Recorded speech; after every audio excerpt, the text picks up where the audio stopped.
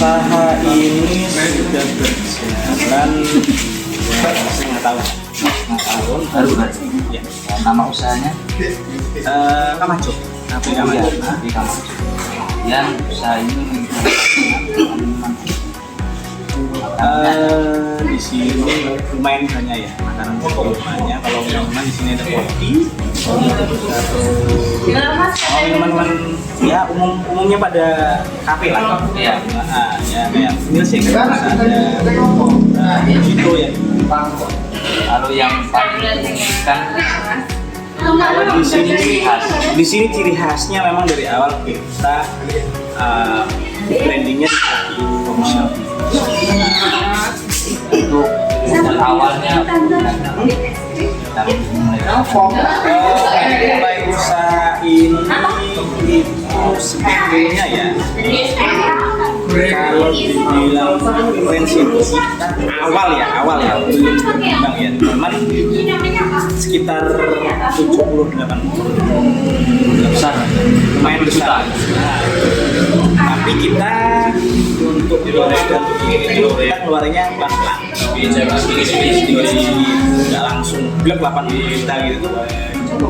Ya awalnya itu sekitar 80 juta. Jadi dimulai dari bangun itu awal. Ya awalnya dari indoor dulu, terus nanti buka belakang. Jadi berkembang ya. Kalau penghasilan kotor rata-rata dari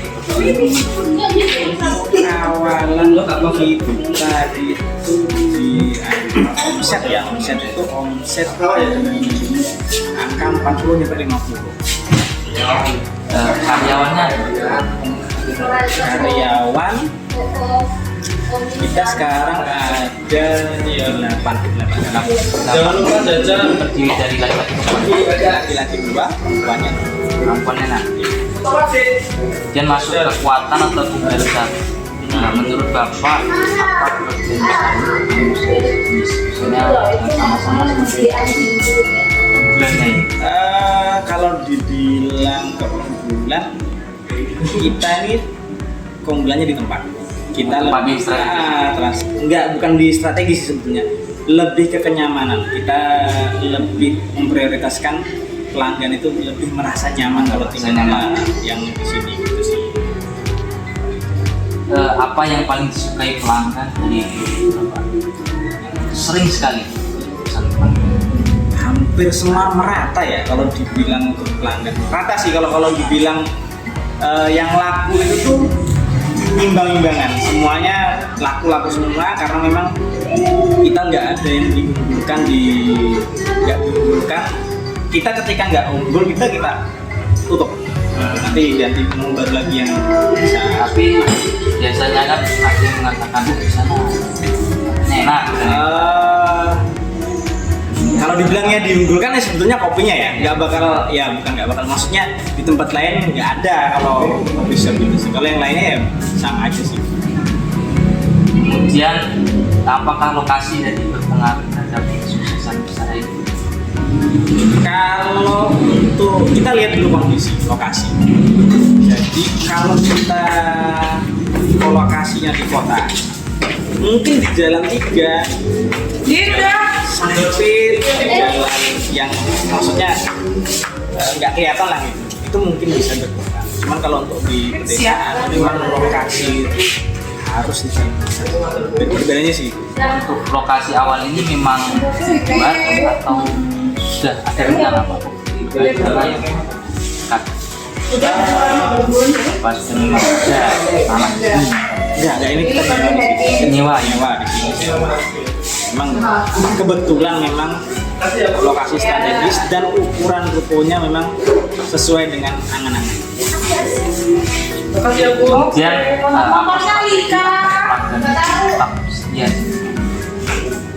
Yang pasti sih standar sih itu pasti gara-gara kepuasan, pasti penyebabnya kepuasan.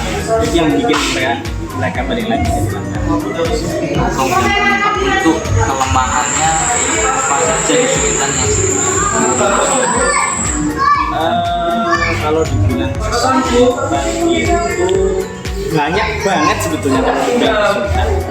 Cuman lebih ke mengedukasi pasar, pertama itu edukasi pasar itu dalam artian orang yang belum tahu kafe kita edukasi kafe lo seperti ini gitu, sama mengedukasi karyawan-karyawan sih yang masih baru-baru kan rata-rata kan di sini kan rata-rata kan karyanya lulus SMA jadi ngajari itu yang gitu. Terus apakah ada kendala dalam bahan baku, peralatan atau karyawan? Kalau ini nih Bakunya susah. kita belum siap untuk meluncurkan produk-produk kita kalau kita belum berani mendapatkan bahan baku yang benar-benar continuous gitu. Jadi kalau sulit mending nggak usah dijadiin produk, kalau belum tuh kayak gitu. Jadi kayak misalnya ada cumi gitu kan, kita belum berani mengeluarkan produk cumi, misalnya yang protein cumi, kalau kita belum dapat supplier yang bisa continuous, selalu ada atau gimana. Kalau masih sulit mending kita skip gitu sih. Terus bagaimana untuk mengatasi itu keluhan pelanggan? Misalnya ada yang komplain. Kalau komplain sih sebenarnya jarang sih. Rata-rata sih yang komplain itu justru malah memang posisinya dia yang memang yang rata-rata seperti itu dan kita selesaikan. Walaupun seperti itu tetap kita positifkan, dia memang kritik dan sarannya kita ambil, kita kita tangkap, terus kita benahi lagi. Kemudian tantangannya Pak, jadi apa tantangan besar dalam menjalankan sebuah usaha ini? Dari mulai awal, jalannya gini. Kalau proses usaha itu, kalau dagang ini kan sebetulnya jasa. Iya, Jasa. Kalau kita dagang itu kita nyemplung setengah-setengah nggak masalah. Kayak misalnya dagang baju gitu, kita masih bisa tinggalin, bisa autopilot lah. Tapi kalau untuk F&B, untuk kuliner, bisnis ini nggak bisa kita autopilot, bener-bener harus nyemplung. Kalau nggak gitu kita nggak tahu masalahnya. Iya, jadi itu tantangannya untuk biasanya ada sampai tutup dan lain sebagainya. Itu ya, itu pastinya itu. Kita kalau kita di sini setahun itu kalau nggak tanggal merah aja kita tetap buka. Jadi bener-bener konsisten kita buka. Terus ininya Nggak terus gitu. Terus bagaimana menghadapi persaingan dengan pedagang lain? Itu kalau pedagang lain itu bukan terhadap saingan, justru malah semangat, justru malah membantu kita untuk edukasi. Jadi yang awalnya kita cuma satu gini kan, terus orang itu belum terlalu konsumtif, akhirnya sekarang kalau udah banyak saing justru malah konsumtif. Apakah pandemi atau cuaca itu mempengaruhi jualan? Sebetulnya kalau hujan pasti berpengaruh. Cuman rata-rata sih karena memang kita di sini, ya amit ngomong lah, kita usahanya rada menengah ke atas dikit lah gitu untuk hype-nya gitu. Jadi rata-rata pelanggan apalagi kalau hujan sih, kalau udah pengen kesini ada yang banyak yang pakai mobil di sini. Jadi nggak terlalu mengganggu sih. Tetap ngaruh tapi nggak terlalu signifikan. Tapi kan biasanya juga ini kan contoh kopi. Kalau siang kan panas. Coba kopi. Nah kalau siang itu apakah banyak aturannya waktu malam? Rata-rata sama aja sih kalau dilihat. Kalau waktu hujan-hujan juga ya memang dasarnya memang pelanggan pengennya es, hujan-hujan ya kita juga kadang-kadang kaget.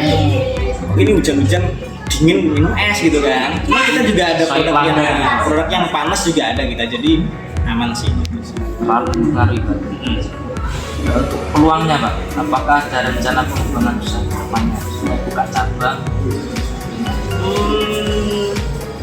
Kalau kita mau buka cabang pun, itu pun kita harus benar-benar siap tempur, karena kalau udah buka cabang kita nggak fokus dalam satu titik usaha. Itu yang bakal mempengaruhi banget sih.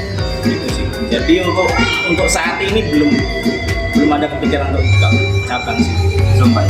Terus apakah ada keinginan menambah menu sama Kalau menu pasti kita setiap 3 bulan sekali pasti meluncurkan produk baru. Iya pasti itu harus seperti itu. Kalau untuk kerjasama dengan orang lain kita lebih menjaga benar resiko-resikonya gitu. Jadi kalau bisa kita kerja sendiri ya kerja sendiri gitu.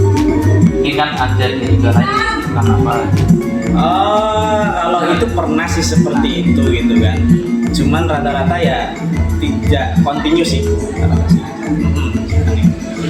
Kemudian apakah Bapak melihat prospek usaha ini dalam 1 sampai 5 tahun ke depan? Kita nggak tahu yang namanya rezeki ya seperti itu. Cuman kalau kita tetap up to date, tetap melihat pangsa pasarnya di wilayah sini ya gitu kan, masih prospek sih. Namanya makanan ya itu prospek kan. Yang penting kita tetap harus berkembang. Kalau kita nggak berkembang sih nggak prospek, tergantung dari kitanya sih Ya. Dan untuk kesimpulannya Pak, ini apa menurut Bapak kunci agar usaha bisa bertahan?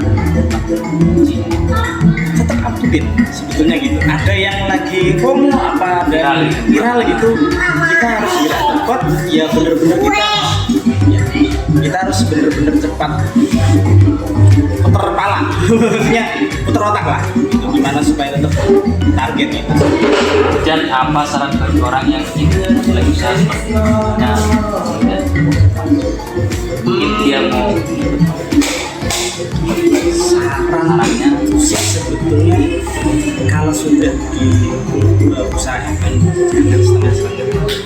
Jadi kalau nyemplung ya usaha yang pasti itu pasti itu yang ngasih rezeki. Yang pasti itu gitu kan. Cuman kalau kita yang berikhtiar ini tetap harus nyemplung ya, jangan setengah-setengah, yuk langsung naik. usaha ini menggunakan media sosial atau layanan sarana terbuka? Kita IG ada, TikTok ada, Facebook ada.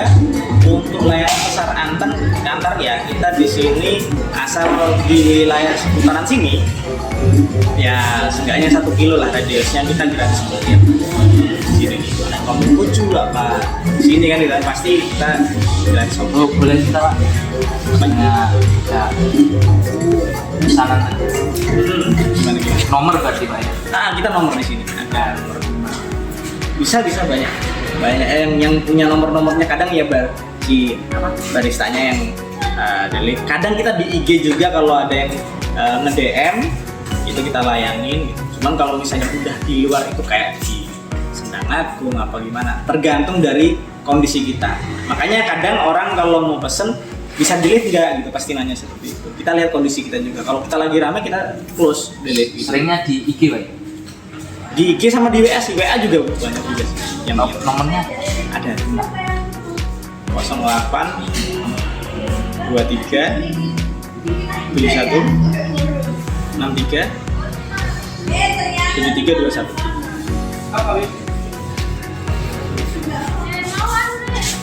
Yang terakhir ini bagaimana peran keluarga dalam usaha ini? Sangat besar sekali sih. Kita juga di sini buka ini, saya nggak bisa sendiri. Jadi awalnya kan adik saya yang megang kopi di sini kan. Karena saya juga basicnya di kopi juga, akhirnya saya juga nyemplung juga di sini buat megang kopinya, buat minumannya, buat resepnya semua. Gitu. Tadi Bapak tadi pindah? Enggak, memang sekarang lagi sibuk ngajar gitu, jadi nggak bisa kesini terus setiap saat, jadi saya yang terjun sama istri juga yang megang di belakang. Kuncinya malah istri saya kalau yang di kulinernya, malah di makanannya dia malah yang jadi chefnya di sini gitu. Kalau dibilang perannya ya bener-bener harus berperan bareng-bareng. Ini sih Pak ya? Ya, Terima kasih Pak.